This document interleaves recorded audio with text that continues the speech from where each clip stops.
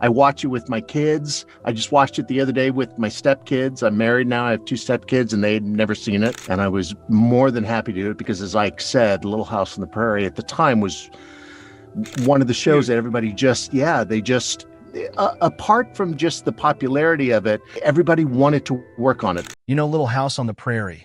Your parents watched it. Teachers showed it in classrooms. It became the symbol of everything America wanted to believe about family, values, and survival. But here's what nobody talks about. The show's opening credits, where Carrie runs down a hill and falls, that wasn't acted. She actually fell.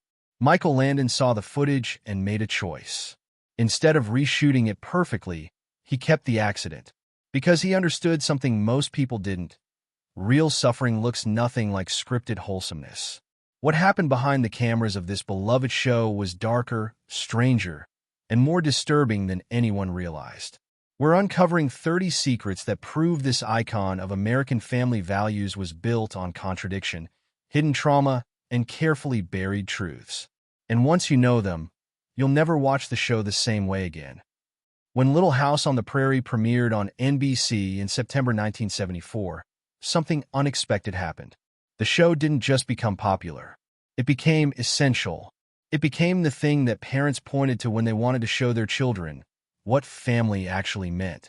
It became the show that teachers assigned, that critics praised, that America decided represented something true about itself. By the second season, the show had captured something in the cultural moment that was impossible to ignore. The country was fractured.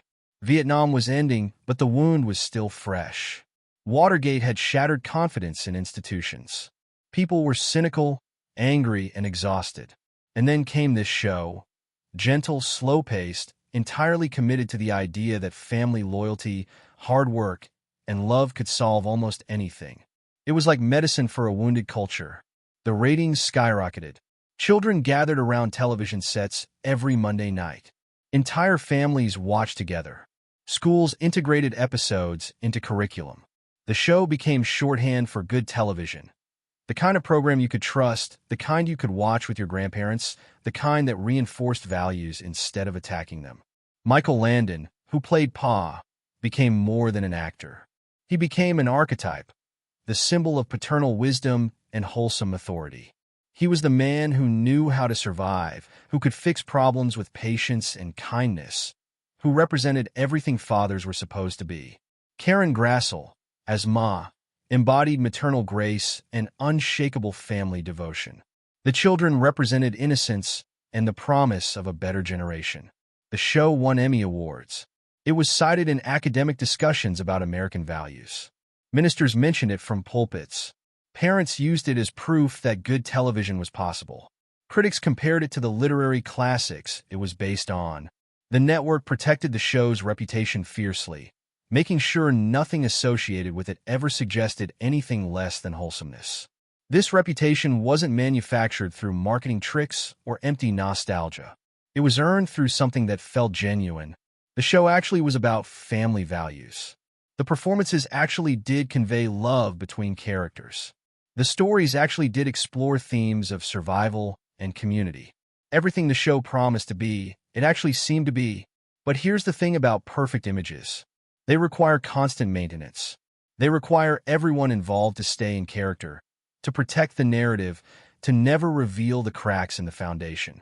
They require all the difficulties of creating something to remain completely invisible.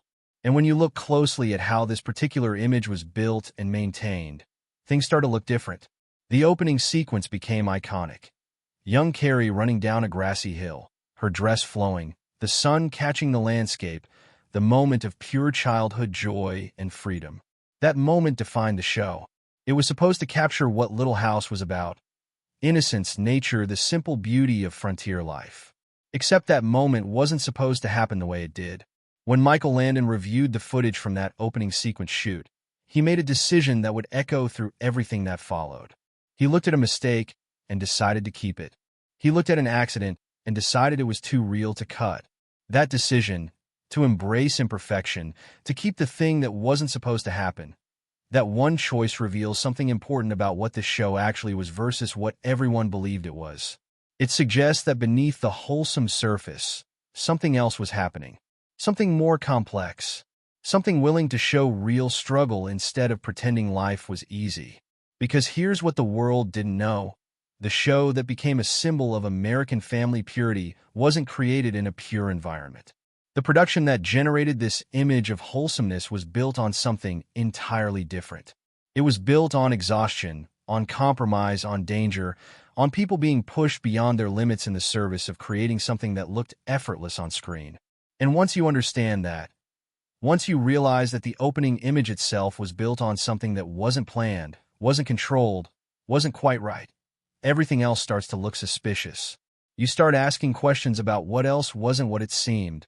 You start wondering what happened behind the camera to create an image of such perfect family harmony.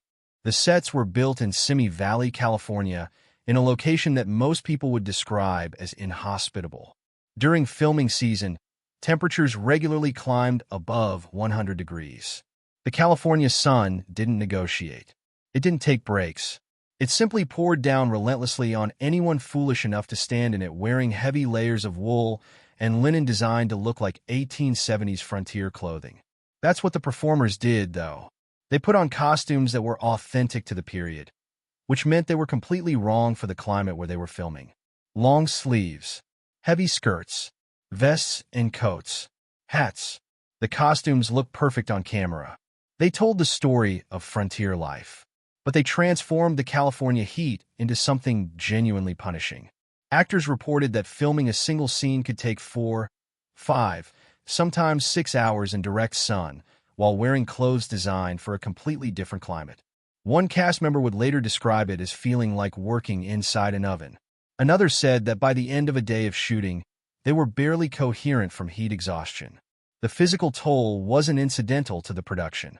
It was built into every single day of work. But that was just the environment. The real chaos came from who was running things. Michael Landon didn't just act in Little House on the Prairie. He directed episodes. He wrote storylines.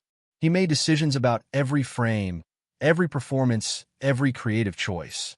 And he had standards that were almost impossible to meet.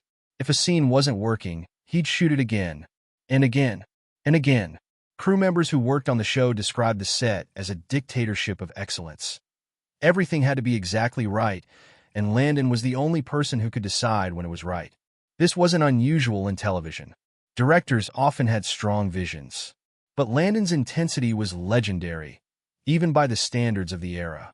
He had theories about how to get authentic performance from actors. Some of those theories involved pushing them emotionally and physically beyond comfort.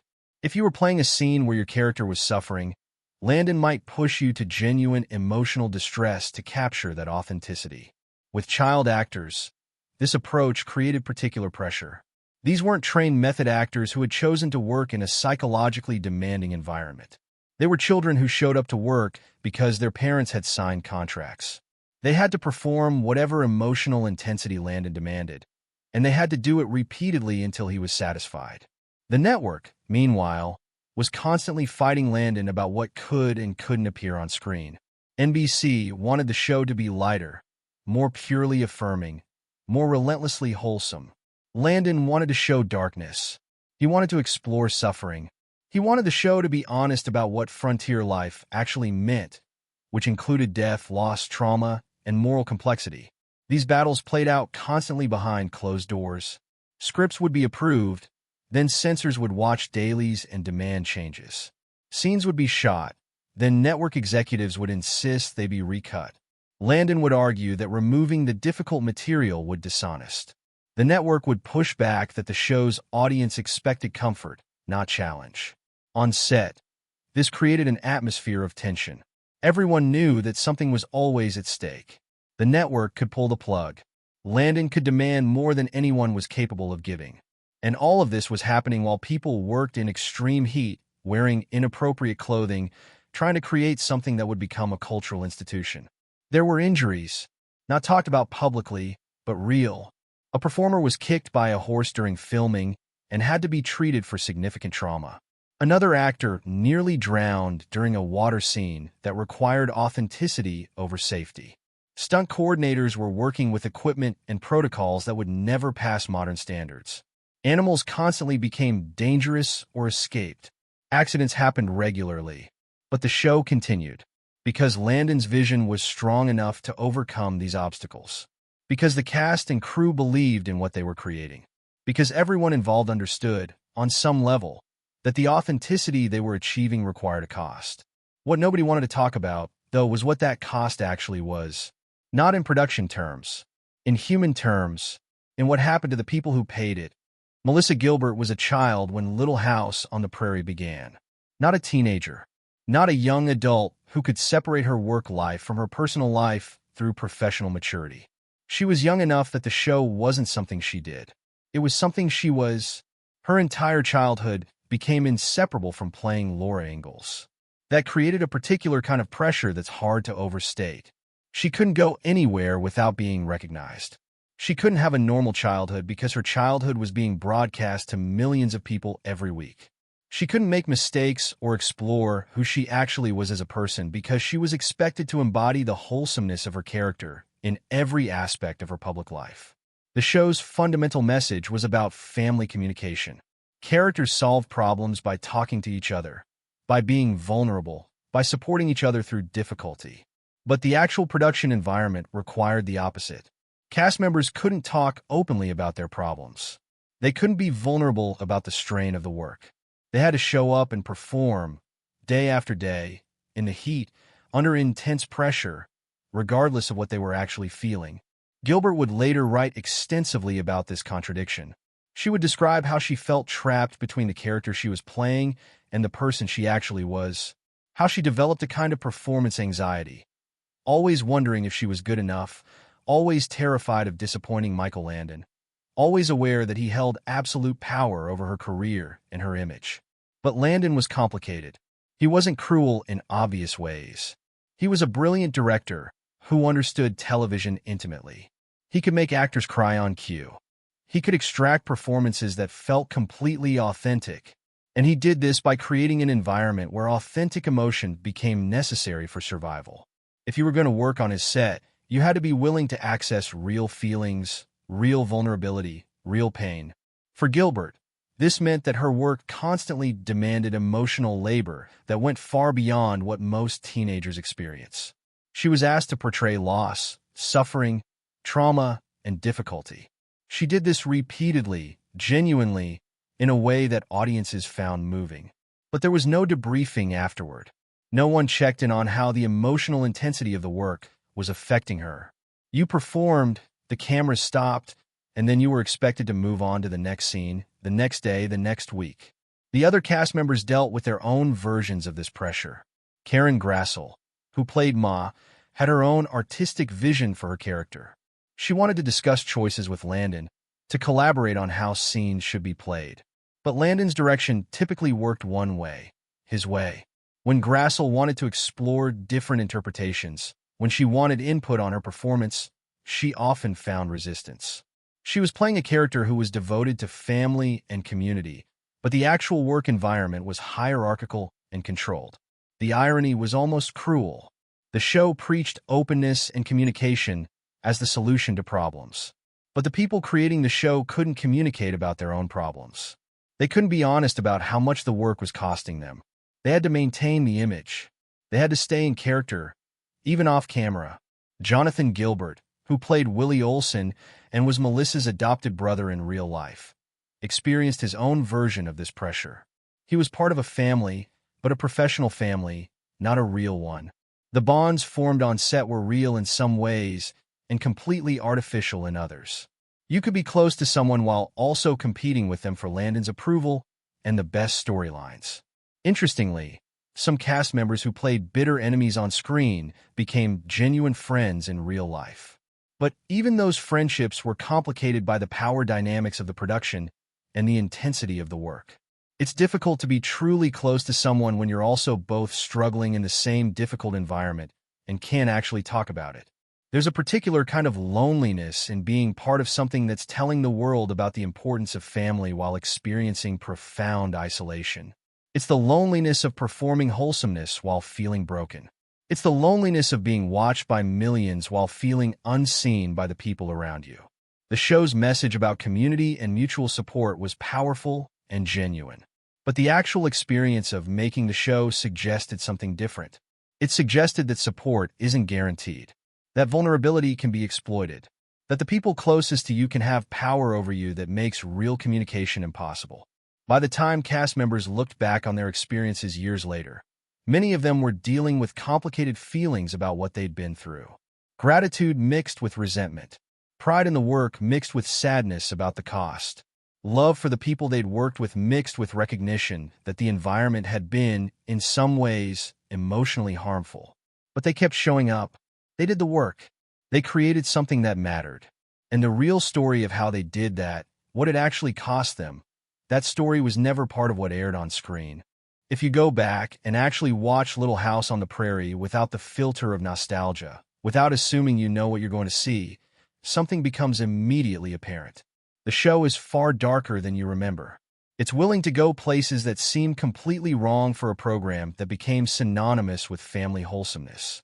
There's an episode where a teenage girl becomes convinced that her life is so hopeless, so unbearably painful, that she can no longer continue living. The episode doesn't treat this as a subplot. It centers entirely on her despair. You watch her deteriorate emotionally. You see her prepare for a final act. The show sits with her suffering for an extended period. Yes, eventually the community recognizes what's happening and intervenes. Yes, there's ultimately a message about the importance of human connection. But before you get to that resolution, you're forced to spend considerable time inside genuine, crushing hopelessness. That's not the only episode dealing with suicide. There are others. Episodes that explore the psychological weight of loss, of feeling like you have nothing left, of reaching a point where you genuinely don't see a way forward. Then there are episodes about assault. Not shown graphically. The show was still operating under 1970s standards, but the violation is unmistakable. An episode that deals with a child who has been harmed explores the trauma and confusion that follows. It shows the family trying to process something that feels almost unthinkable. The episode doesn't provide easy emotional resolution. It sits with the pain. There are episodes about starvation, not as a minor hardship, but as a genuine crisis where a family has to make impossible choices about who gets food and who doesn't. There are episodes about disease, about death, about watching someone you love deteriorate and being powerless to stop it. There's an episode about a man who suffers a severe injury and becomes convinced that his life is essentially over because his body can no longer do what it used to do. None of this content is what Little House is remembered as. The show is remembered as gentle, uplifting, a place where problems are solved through love and communication. But the show Michael Landon was actually making was far more willing to explore darkness. And here's where it gets interesting. Somehow, most of this made it past the network's censors. NBC was constantly watching. Censors would review footage and demand cuts. Network executives would object to storylines they felt were inappropriate for the show's audience. But Landon had a particular advantage. The show's reputation was so strong, and his artistic credibility was so established, that he could argue for keeping difficult material in ways that might have been rejected if they came from anyone else. He would make the case that removing the suffering would be dishonest, that if you were going to tell stories about frontier life, you had to show the actual cost of survival. That sanitizing human experience was a betrayal of the people whose lives inspired the show. And because the show was so successful, because audiences loved it, because critics praised it, the network often agreed to air content that they initially considered inappropriate. The result is a show that contains some genuinely disturbing television. Episodes that deal with trauma in ways that feel more advanced than what you'd expect from a family program in the 1970s. But something else happened. Those episodes eventually disappeared. Not because they were banned or forbidden, but because they were gradually removed from syndication packages. When Little House entered the world of cable reruns and home video, network executives curated the episodes more carefully. They selected the stories that fit the show's public image, the heartwarming ones, the ones with clean resolutions, the ones that reinforced the narrative that Little House was simply a show about family values. The darker episodes were quietly shelved. They still existed officially, but practically speaking, they became hard to find. Entire generations of viewers who watched Little House on cable or videotape never encountered them. They developed a sense of the show based on the episodes they could actually access. And so the mythology of Little House as purely wholesome became even stronger, even though it was based on an incomplete version of what the show actually was. This curation wasn't malicious. It was just how television worked. Networks controlled narrative. They decided what was available and what wasn't. And in deciding to emphasize certain episodes over others, they essentially rewrote the show's history. But the episodes are still there, waiting to be rediscovered. And when you find them, when you watch what the show was actually willing to show, everything else starts to look different. There's a particular kind of irony in understanding that the show's most disturbing content wasn't created in a safe environment. The episodes about suffering weren't filmed by people comfortably acting out scenarios. They were created by people who were actually suffering. The authenticity that viewers responded to wasn't pretense. It came from real pain, real danger, real stakes. On set in Simi Valley, accidents happened constantly. Not catastrophically, but regularly enough that people who worked there understood that danger was part of the job. Animals that were supposed to be docile would suddenly become unpredictable. A horse would kick unexpectedly. A scene that seemed safe would develop problems mid-take. Stunts that were carefully planned would sometimes go wrong in ways that nobody anticipated. One performer was kicked by a horse during filming. The injury was serious enough to require medical treatment, but serious enough also that questions arose about whether someone should have been hurt in the pursuit of authenticity. Why was this particular scene being shot with a real horse in a way that put the performer at risk? What was so important about the authenticity that it justified physical danger? Another actor nearly drowned during a water scene. The scene required someone to be in genuine peril in the water, and the line between creating convincing difficulty on camera and actual life-threatening danger became dangerously thin. The performer survived, but the incident raised uncomfortable questions about how far production was willing to go in service of realism. There were burns. There were falls. There were moments where animals became genuinely dangerous. There were stunts performed with safety equipment that would never pass modern standards. A stunt coordinator working on the show has described the attitude as one where danger was tolerated as the cost of authenticity. If something was dangerous, that was sometimes seen as proof that it was real. Michael Landon's philosophy seemed to be that real performance required real stakes. If you wanted an actor to access genuine emotion, you had to create conditions where emotion became necessary. If you wanted someone to portray fear, you had to create an environment where fear was plausible. The line between artistic ambition and recklessness was never clearly defined. For child actors, this approach created a particular kind of vulnerability. These weren't trained professionals who had chosen to work in a high-intensity environment. They were children, and yet they were regularly placed in situations that required them to access real fear, real pain, real emotional distress. The show's darker episodes often featured scenes where young performers had to cry genuine tears, to portray trauma, to access emotional states that a child shouldn't have to access. How did Landon get children to cry on cue? According to some accounts, he would create emotional connection before filming, talking to them about loss or difficulty, helping them access real sadness before the cameras started rolling. It was a technique that worked. It produced authentic tears and genuine emotion on screen. But it also meant that children were being emotionally manipulated in service of creating compelling television. The physical toll was one thing. The emotional toll was something else entirely. Cast members who worked on emotionally intense scenes, who had to portray suffering, loss, or trauma, didn't have psychological support afterward. The episode would end, the tears would stop, and then everyone would move on to the next scene or the next day. There was no debriefing, no checking in on how the emotional intensity was affecting people, especially the young people. Some injuries were never made public. Medical incidents occurred on set that were handled quietly, without press attention. The show's reputation had to be protected. If it became known that the production was genuinely dangerous, if word got out that performers were being hurt, the image of wholesomeness would crack. So accidents were managed carefully. Injuries were treated privately. The production continued. But the human cost accumulated, not just physically, but psychologically. People carried the effects of this production with them. Some dealt with lasting trauma from the intensity of the work. Others struggled with the gap between the character they portrayed and the reality they experienced. All of them understood, on some level, that something significant had been extracted from them in service of creating something that the world loved. The show's willingness to portray suffering came from direct experience with it. The authenticity audiences responded to was born from conditions that were genuinely difficult, sometimes dangerous, and sometimes harmful.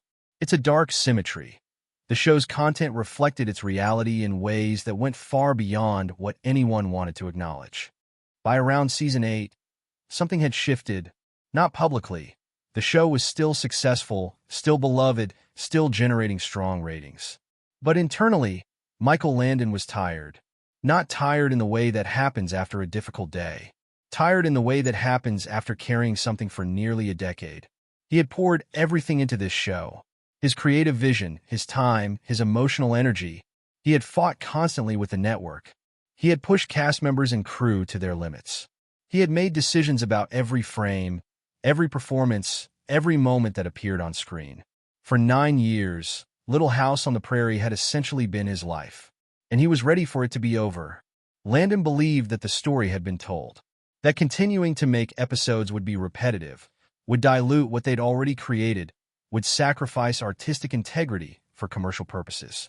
He wanted to end the show on a high note, while it still meant something, while the final episodes could still matter. But NBC had different ideas. The network saw a show that was still valuable, still generating revenue, still capable of producing more seasons, more episodes, more profit. From a business perspective, there was no reason to end something that was working. The show could continue. It should continue. Cancellation didn't make financial sense. This created a fundamental conflict between Landon's artistic vision and the network's commercial interests. They argued about it behind closed doors. Landon pushed for ending the show. The network pushed back, wanting to extend it. These negotiations played out over months, creating tension that never became public but shaped the show's final phase.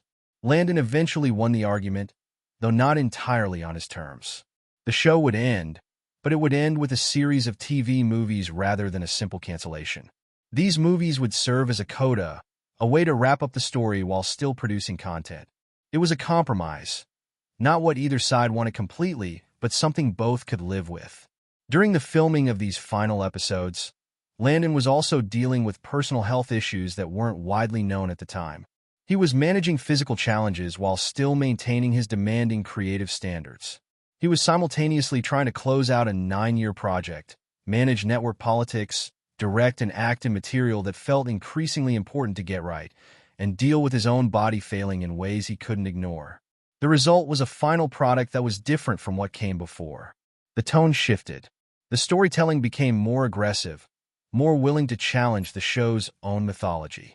And then, in the final TV movie, Landon made a decision that shocked people who thought they understood what Little House was. He destroyed Walnut Grove. Not metaphorically, literally. In the final episode, after 9 years of building a fictional town, after 9 years of telling stories set in this specific place, Landon's script called for the destruction of the entire set. The town was demolished. The buildings were torn down. The world the show had created was obliterated on screen. It was an extraordinary artistic choice. Most television shows end by fading away. The final episode concludes a story, and then the show is simply no longer on the air. But Landon didn't want that. He didn't want the show to end gently. He wanted it to end definitively, dramatically, in a way that made clear that this chapter was completely closed. The destruction of Walnut Grove wasn't about the fictional story. It was about Landon claiming control over the narrative in the final moment. It was a statement. It was him saying that this show belonged to him, that he would decide how it ended, that he wouldn't allow it to drift into endless reruns and syndication without meaning. Some people understood this as an artistic statement. Others found it disturbing. Why destroy something that meant so much to so many people? But the choice reveals something important about Landon's relationship with the material. He wasn't protecting Little House as a commodity. He was treating it as art. And art, he seemed to believe, required a definitive ending. The show didn't end because the network decided to cancel it. It ended because Landon forced a conclusion, on his terms, in a way that was more act of creative defiance than sentimental goodbye. For decades after Little House on the Prairie ended, there was an unspoken agreement among the cast. You didn't talk about the difficult parts. You didn't discuss the production chaos or the emotional toll or the complicated dynamics with Landon. You talked about how grateful you were for the opportunity. You talked about how meaningful the work was. You maintained the image. You protected the show's legacy. But that changed as people aged, as they reached points in their careers where they didn't need to protect anyone's reputation anymore, as distance and time allowed them to process what they'd actually experienced. Melissa Gilbert eventually wrote a memoir that was remarkably candid about her experience. She talked about growing up on the show in ways that weren't nostalgic or protective. She discussed the pressure she felt constantly, the pressure to be perfect, to meet Landon's impossible standards, to embody the wholesomeness of her character, even in her private life. She described feeling trapped between the character she was playing and the person she actually was. She talked about her complicated relationship with Landon, how much she loved and admired him, how much she was also afraid of him, how the power dynamic made genuine connection impossible. What was remarkable about Gilbert's willingness to speak honestly was that it validated everything that had been whispered about on set for years. The things people knew, but didn't say publicly suddenly became part of the official record. The difficult production wasn't just something crew members talked about. It was something the star herself was confirming. Other cast members followed. In documentaries, in interviews, in retrospective programs about the show, they began admitting things that had been private for years. Jonathan Gilbert talked about the intensity of working with Landon. Karen Grassel discussed the conflict she had with the director over creative choices. Guest performers who had only appeared in single episodes revealed how stressful they found the experience of working on the set. What emerged from all these later conversations was a consistent picture. The production had been difficult. The work had been emotionally demanding in ways that weren't processed or addressed at the time. The gap between the show's message about family support and the actual emotional environment on set had been profound. And Landon, despite his brilliance as a director, hadn't always been kind. Some cast members talked about the relief they felt when the show ended. The opportunity had been extraordinary. The experience had shaped their lives. But there was also freedom in finally being able to move on, to pursue other roles, to be something other than the character they'd played for 9 years. Interestingly, not all the cast members' later reflections were negative. Some spoke about how the show's impact had grown over time, how they'd come to understand, years later, that what they'd created had meant something to millions of people, how their performances had touched lives in ways they couldn't have predicted while they were filming. The difficult production had created something that actually mattered, but the honesty about the cost was still there. You couldn't separate the show's cultural impact from the difficult conditions under which it was created. You couldn't celebrate what the show had accomplished without acknowledging what it had required. One particularly poignant revelation came years later when Landon became seriously ill. Some cast members who had maintained distance from him for years reconnected during that time. Relationships that had fractured due to the intensity of the production experience found moments of healing as people faced mortality. The distance that had seemed necessary at one point suddenly felt less important. What remained was complicated, affection mixed with hurt, respect mixed with resentment. But it was real. The cast members' willingness to finally speak honestly about their experiences didn't destroy Little House's legacy. If anything, it deepened it, because suddenly the show became something more complex than nostalgia. It became proof that meaningful art sometimes requires sacrifice, that wholesome messages can emerge from difficult conditions, that the people who create the things we love often pay prices we never see. If you step back and look at all 30 secrets, not as individual facts, but as pieces of a larger pattern, something becomes clear. They're not contradictions. They're not evidence that the show failed to be what it claimed. They're actually proof of something far more ambitious than anyone realized at the time. Remember that opening sequence? Carrie falling down the hill. Not scripted, not controlled. An accident that Michael Landon chose to keep because he understood that real authenticity beats manufactured perfection. That moment wasn't a mistake. It was a philosophy, It was Landon saying that the show would pursue truth even when truth was messy, unexpected, and uncontrolled. Every secret about Little House connects back to that same principle. The twins playing Carrie, that was a practical solution, but it was also proof of how far production was willing to go to maintain the illusion of authenticity. The heat and the heavy costumes, uncomfortable and difficult. Yes, but that discomfort created real suffering that made performances genuine. The dark episodes about suicide and assault. Disturbing and controversial, yes, but necessary if you were going to honestly portray frontier life instead of sanitizing it. Landon's height being enhanced through camera tricks and elevated positions.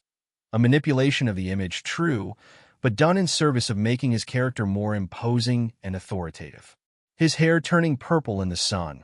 An accident of production that became part of his legend, just like Carrie's fall. Every detail, even the ones that seemed trivial, reveals the same commitment to creating something that felt real even when it required careful control behind the scenes. The production chaos, the injuries, the safety risks, all of that was the cost of pursuing authenticity. Landon believed that real performance required real stakes, that genuine emotion couldn't be faked, that the gap between the carefully controlled image and the chaotic reality behind the cameras was actually essential to what made the show powerful. The cast members' later revelations about their struggles, their anxiety, their pressure, their complicated relationships with Landon. Those revelations don't contradict the show's message about family and community. They validate it, because the show's message came from people who actually understood struggle, who actually knew what it meant to be supported through difficulty, who had lived through the complicated dynamics of being part of a family bound together by something bigger than themselves. Even the ending, the destruction of Walnut Grove, that makes sense now. It wasn't Landon being cruel or nihilistic. It was him refusing to let the show drift into the kind of nostalgic mythology that forgets the reality of its creation. He wanted to end it definitively on his terms in a way that said, "This was art, not commodity. This mattered. And I'm not going to let it be reduced to something comfortable and forgettable." What makes Little House on the Prairie remarkable isn't that it was a simple show about simple values. It's that it was a complex artistic vision disguised as something simple. It was Landon and his team pursuing authenticity in ways that required sacrifice and struggle. It was a show that preached wholesomeness while being created in conditions that were difficult and sometimes harmful. It was a contradiction, yes, but an intentional one. And once you understand that contradiction, the show becomes more powerful, not less, because it proves that the show's message about the importance of family and community didn't come from some abstract ideal.